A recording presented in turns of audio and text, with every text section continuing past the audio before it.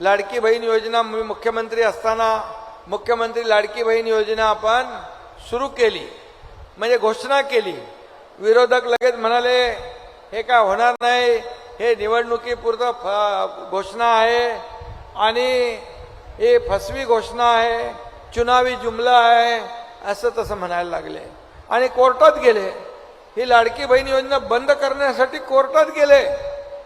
मग मी तेव्हा सांगितलं भाषणामध्ये, हे जे कोर्टात गेलेले सावत्र भाऊ, दुष्ट भाऊ, यांचा बरोबर निवडणुकीमध्ये आपल्याला लक्षात ठेवायचं आहे.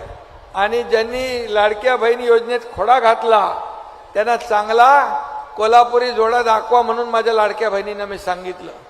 त्या लाडक्या बहिणीने एवढा जोरदार जोडा दाखवला की 6 नंबर 7 नंबर 8 नंबर नाही, लगेच 232 नंबरचा जोडा दाखवून टाकला. 232 काय, 232 आमदार महायुतीचे तुम्ही निवडून आणले म्हणून तुम्हाला मनापासून धन्यवाद देतो.